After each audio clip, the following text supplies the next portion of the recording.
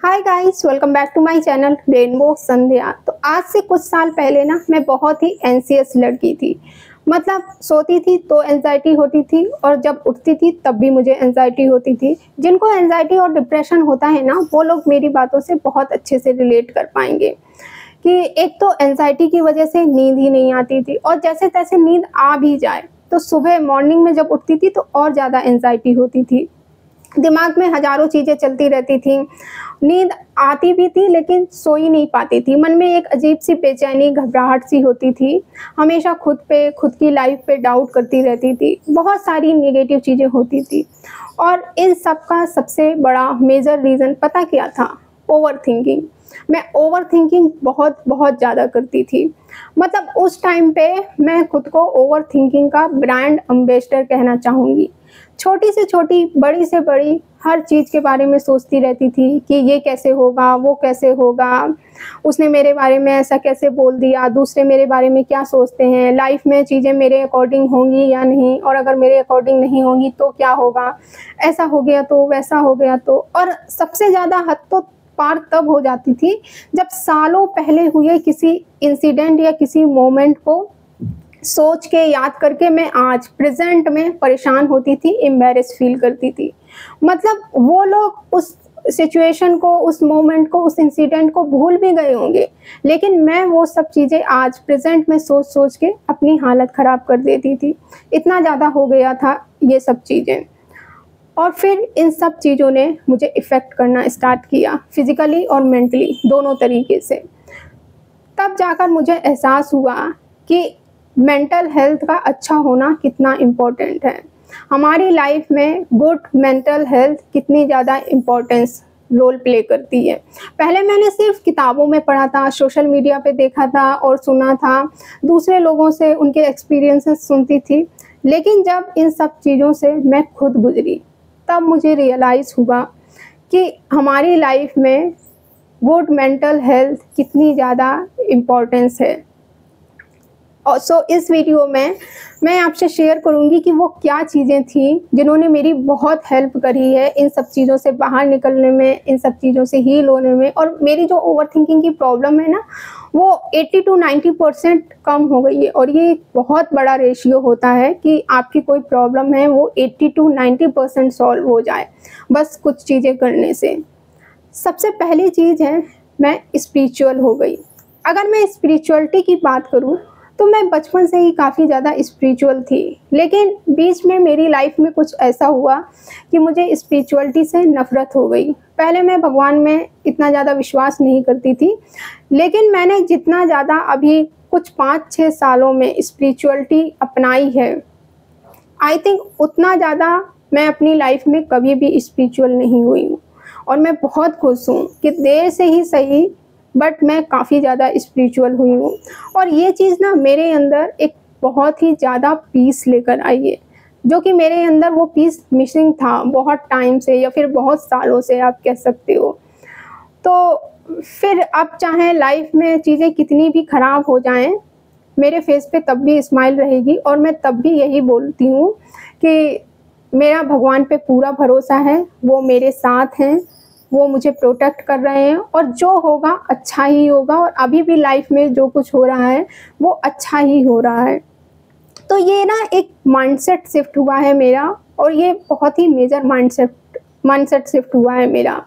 क्योंकि क्या होता है ना कि हम जैसे कोई कोट देखते हैं अच्छा सा स्पिरिचुअल, तो हम उसे शेयर करते हैं लोगों में, दिखाते हैं लोगों को कि देखो हमारे अंदर कितनी स्पिरिचुअलिटी है, हम कितने स्पिरिचुअल हैं।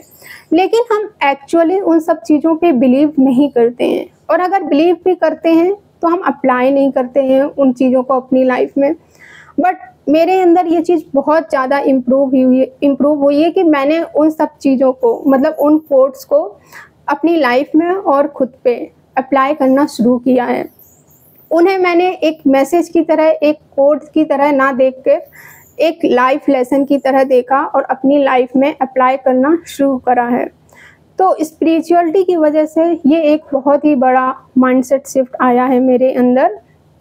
और दूसरी चीज़, स्पिरिचुअलिटी के साथ साथ मैंने ये करी है कि मैंने रिज़ल्ट की, मतलब आउटकम की टेंशन लेना बंद कर दिया और रोना बंद कर दिया। क्योंकि क्या होता था ना, मैं रिज़ल्ट के बारे में सोच के रिज़ल्ट के लिए बहुत डेस्परेट रहती थी कि मैं इतनी ज़्यादा मेहनत कर रही हूँ, इतने ज़्यादा मैं एफ़र्ट्स डाल रही हूँ किसी चीज़ में, तो इसका तो ये रिज़ल्ट आना ही चाहिए और इस टाइम पर ही मुझे रिज़ल्ट दिखना चाहिए। अगर रिज़ल्ट नहीं दिखा मुझे, रिज़ल्ट नहीं मिला मुझे, तो मैं सैड हो जाऊँगी, परेशान हो जाऊँगी, उदास हो जाऊँगी और अपने आप पे डाउट करने लगूँगी। जनरली बहुत सारे लोग ऐसा करते हैं। लेकिन फिर मैंने डिवाइन टाइमिंग के कॉन्सेप्ट को समझना और अपनाना शुरू करा अपनी लाइफ में, क्योंकि इस चीज़ को आप झुठला नहीं सकते हो कि हर चीज़ की एक डिवाइन टाइमिंग होती है। और जब डिवाइन टाइमिंग आती है ना, तो आपकी लाइफ में आपको चीज़ें मिलना शुरू हो जाती हैं। फिर चाहे आप उस चीज़ में ज़्यादा एफ़र्ट्स भी ना डालो, लेकिन आपको वो चीज़ें मिलनी शुरू हो जाती हैं। तो ये सारी चीज़ें मैंने एक्सपीरियंस करी हैं अपनी लाइफ में कि जब सही समय आता है, मतलब जब डिवाइन टाइमिंग आती है, तो खुद ब खुद आपकी लाइफ में अच्छी चीज़ें होना शुरू हो जाती हैं। हमें सिर्फ़ अपना कर्म करना होता है, आपको सिर्फ़ अपना 100% देना है बस, और बाकी सब भगवान पे छोड़ दीजिए। कि देखो, मैं जितना कर सकती थी मैंने अपनी तरफ से उतना किया है, अब मैं खुद को और खुद की लाइफ को आपको सरेंडर करती हूँ और मुझे पूरा भरोसा है कि जो होगा, जो भी रिज़ल्ट आएगा वो मेरे लिए बेस्ट ही होगा। और इन केस अगर रिज़ल्ट मेरे अकॉर्डिंग नहीं आया, मतलब जो डिज़ायर रिज़ल्ट मैं एक्सपेक्ट कर रही थी वो रिज़ल्ट नहीं आया, तब भी मैं खुश होंगी, क्योंकि शायद वो चीज़ मेरे लिए सही नहीं होगी, इसीलिए वो चीज़ मुझे नहीं मिली, वो रिज़ल्ट मुझे नहीं मिला। ये एक लाइन आपने सुनी होगी ना कि समय पर ही सब मिलता है, समय से पहले और किस्मत से ज़्यादा किसी को कुछ नहीं मिलता। ये लाइन बिल्कुल सच है। हम इस चीज़ से इनकार नहीं कर सकते हैं कि जिसकी किस्मत में जितना है उसको उतना मिलेगा ही मिलेगा, और जिस वक्त पे मिलना लिखा है उस वक्त पे ही मिलेगा। तो हम इतना ज़्यादा ओवर थिंकिंग क्यों करते रहते हैं और इतना ज़्यादा एंशियस क्यों रहते हैं, पता है?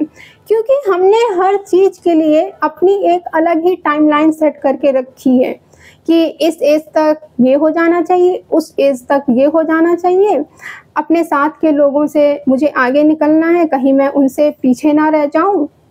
मतलब अपने दिमाग में इतनी सारी चीज़ें हम सोचते रहते हैं, कैलकुलेट करते रहते हैं, जबकि वो सब चीज़ें हमारे हाथ में भी नहीं है।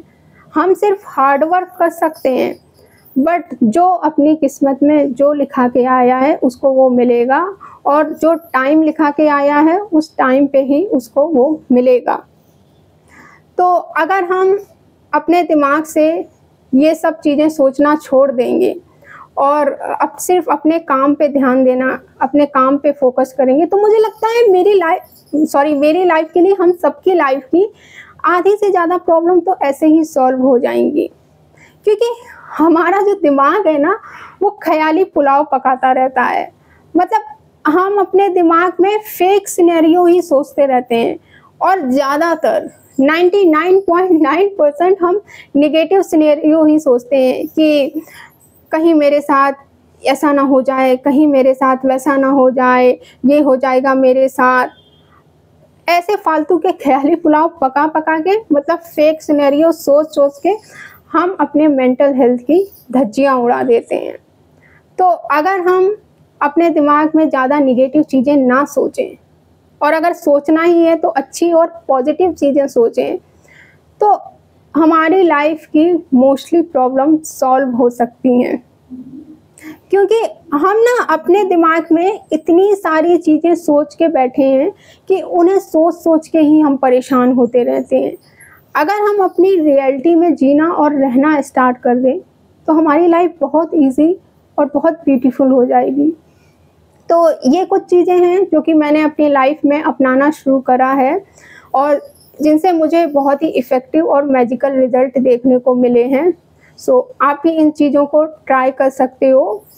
और एक और चीज़ है कि अब ना मेरे अंदर एक मेंटल स्टेबिलिटी आ गई है कि अब क्या होता है ना कि मेरी लाइफ में अगर चीज़ें बहुत ज़्यादा अच्छी भी हो गई, तो मैं बहुत ज़्यादा एक्साइटेड नहीं होती हूँ, एकदम से खुश नहीं होती हूँ, मतलब खुशी के मारे एकदम पगला नहीं जाती हूँ, ऐसा नहीं होता है अब बिल्कुल भी।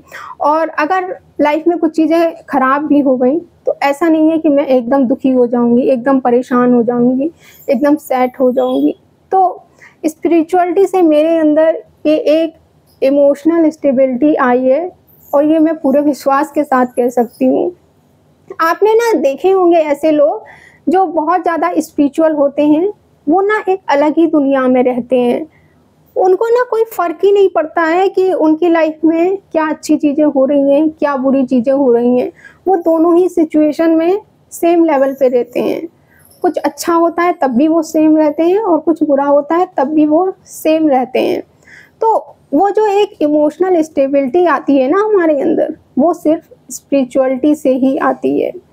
तो अगर आप मेरी बातों से रिलेट कर पा रहे हो, और अगर आपकी सिचुएशन मेरे जैसी है जैसे पहले मेरी थी, तो मैं आपसे यही कहूँगी कि प्लीज़ आप स्पिरिचुअलिटी की तरफ अपना पहला कदम बढ़ाइए और स्पिरिचुअल बनिए, क्योंकि स्पिरिचुअलिटी के साथ साथ ना चीज़ें ठीक होना शुरू हो जाती हैं ज़िंदगी में।